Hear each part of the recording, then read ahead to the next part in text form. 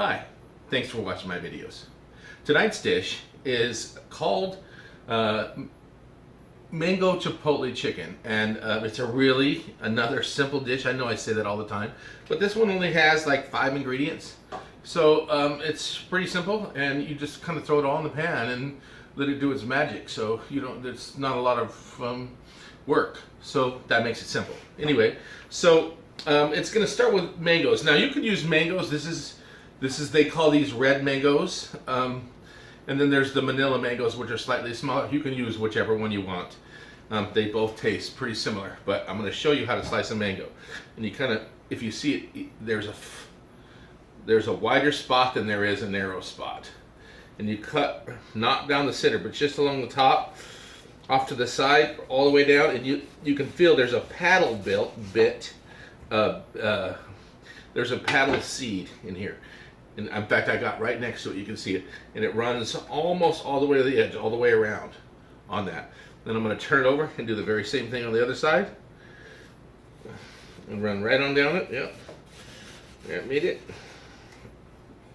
And there is the actual seed part. There's a little bit of flesh around it. This is for the chef or the child who's watching the chef to go yum yum yum on.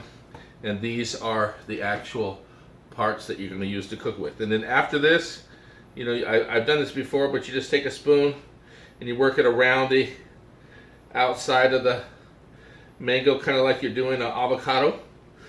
For those of you who live in parts of the country where we eat avocados, you just pull it out like that, and there is the meat. Then I'm going to set this off the side here and just dice it like that. And then in small mouth-sized pieces like that. And it's just as simple as that.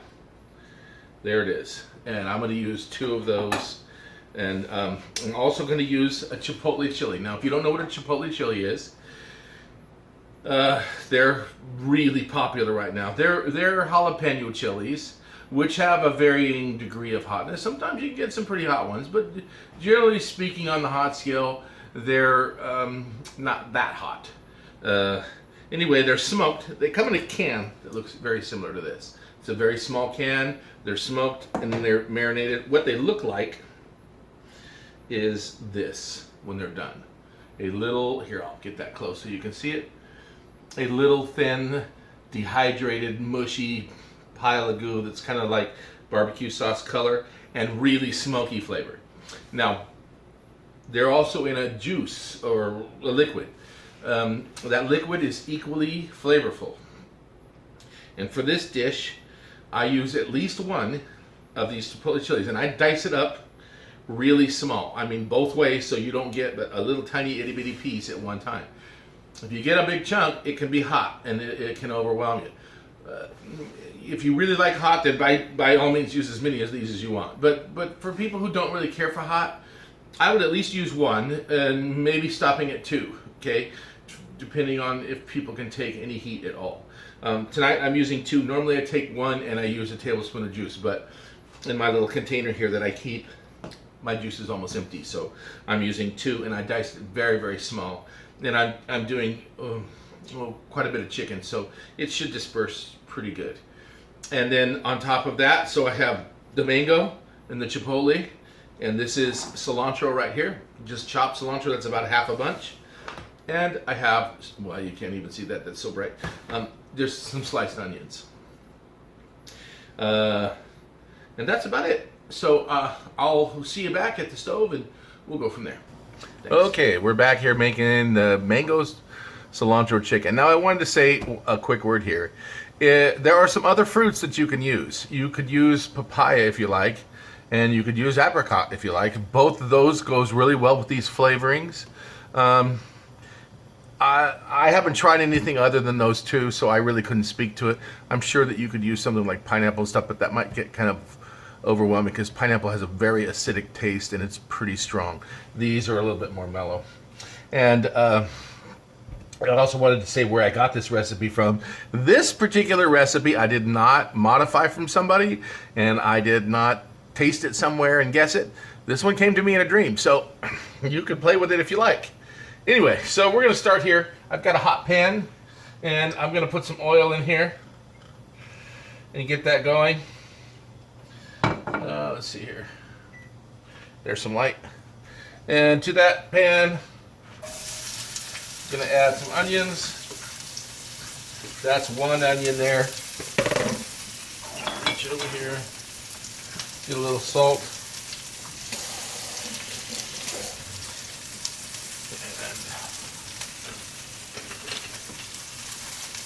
And stir that up. Okay. Now as soon as those just get a little of the edge taken off of them, I'm going to add this chicken. And I gotta have about 2.5 pounds of chicken, I'm gonna guess. Again, I'm using chicken thighs because I like the way chicken thighs taste. You could use chicken breast, but okay, I have a dislike for chicken breast because it tastes like nothing. And it's really difficult to allow that meat to absorb the flavor of this thing unless you cook it really slow. So in this particular dish, if you're going to use chicken breast, the first little bit you're going to sear, and then you're going to really turn it down low and let it simmer for quite a long time in order for that meat to pick up those juices. Otherwise, you're just getting chunks of meat tasting stuff with a sauce on top. Okay, so anyway, it's about good right there. Those onions have a little color. And I'm going to throw in these chicken thighs.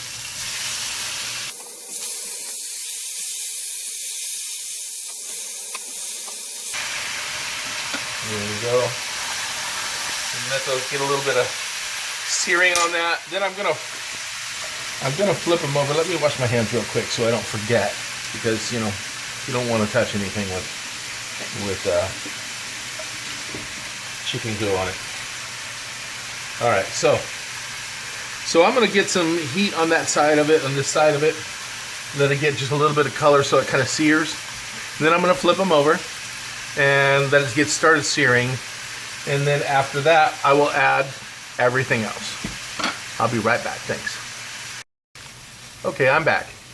The chicken has gotten a little color on it. You probably can't see it from that far, but it just started to brown, which means they're kind of seared. And I have flipped them. And they've been flipped over for about a minute now. So the other side's pretty close to being seared. And now I'm going to add the rest of this stuff. Now here's the mango. And let me stir those around there. Spread them out. And the chipotle, I'm going to mix that around so it doesn't get stuck in any one place. And okay, so now I'm using the cooking liquid. This cooking liquid I'm using this time, mango nectar. Okay, now I can't tell you how much mango nectar because in your pan it's going to be different than in my pan. Depends on how much chicken you cook. This was a little over 2 pounds. I want to get enough liquid in here to be halfway up on the meat, okay? And we're gonna braise it like that, or as Julia Childs would call it, poaching, even though now we make a difference between poaching and braising. But I'm gonna add this braising liquid, which is mango nectar. And really what you wanna do is get those pieces of chipotle stirred up in that. You don't want them on top of the chicken anymore. Let's see if we can get them down in there. And do that. And then, last but not least, sprinkle the top with cilantro. Now, I get conversations about with people all the time who don't like cilantro. And cilantro has a particular taste, and I understand why people don't like it.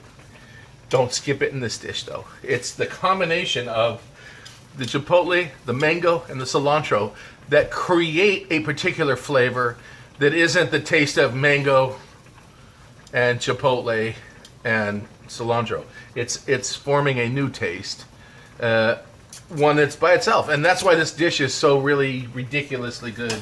And I'm going to just stir this like this. You can see that it's already come back to a boil. And I am going to turn the fire down. to simmering bubbles, cover it, and leave it for about 20 or 30 minutes until the chicken's cooked all the way through. And I will be back. Thank you. Okay, so we're back, and we're gonna serve up this mango chipotle chicken. And I'll pull out a couple pieces of chicken here, and then spoon over with some sauce and veggies and whatnot. And you can just see that, just like that. Now, I also have made this with fish. I would suggest a pretty substantial fish, thicker and meaty, or something like swordfish or shark or tuna, or